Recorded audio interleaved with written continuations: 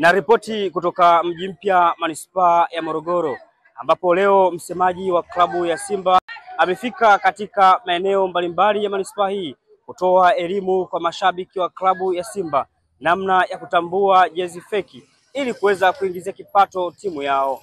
Kutoka hapa katika eneo hili, hizi ni ripoti za Ayo TV na millardayo.com. Mimi ni Jacob Busonyo. Biashara jezi feki imekuwa kwa muda mrefu, na kwa muda mrefu huo imekuwa ikiitafuna klabu yetu ya Simba na vilabu vingine pengine vimekuwa vikiathirika. Sasa tukasema acha tubadilishe mbinu za kuikabili biashara hii, na yenyewe tukaamua kuja na mbinu ya kuzunguka matawi kwa matawi, mikoa kwa mikoa, vijiji kwa vijiji, kata na kata, ili kuzungumza na wanasimba ana kwa ana, kuwaeleza umuhimu wa wao kununua jezi original na athari ya wao kununua jezi feki. Tafiti yetu imetuonyesha kwamba wapo watu ambao hawajui kama kununua jezi feki kuna iathiri klabu yao, na hawajui kama kununua jezi original kuna faida kubwa ya kiuchumi kwa klabu yao. Kwa hiyo acha tupite mitaani, tuwaeleze watu, tuzungumze nao ana kwa ana, ili waweze kufahamu na kuelewa tunapozungumzia athari ni ipi na tunapozungumzia faida ni ipi. Na tathmini yetu mpaka sasa imekuwa na mwitikio chanya sana. Kwanza namna ambavyo watu wanaitika kuja kwenye kusikiliza tunachowaambia, lakini namna ambavyo wanapokea elimu ile na mabadiliko ya haraka ambayo wanayachukua pale pale.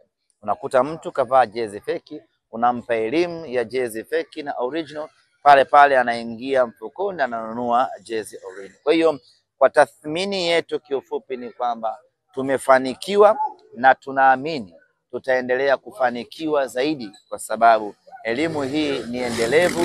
Tutaendelea kutoa elimu hii kadri tutakapopata nafasi.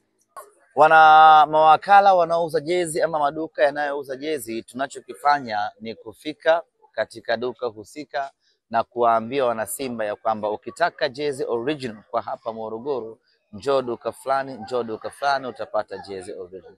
Ukitaka jezi original kwa Mwanza, nenda duka fulani, nenda duka fulani. Kwa tunachokifanya ni kuwasaidia kuwatangaza wale wanaouza jezi, ili shabiki wa Simba awe anafahamu nikitaka kitu original katika mkoa wangu naweza nikakipata sehemu gani. Mwitikio ni mkubwa. Mwitikio unaopima kwenye dhana mbili: namna ambavyo watu wanakuja kutusikiliza, lakini namna ambavyo watu wanachukua hatua baada ya kupata elimu husika. Na kwa kuwa ni elimu, unategemea impact yake utaiona zaidi hapo baadaye. Na ukiachilia mbali tu hivyo, tunapokea na maoni ya watu tufanye kitu gani ili wale watu waache kununua jezi feki.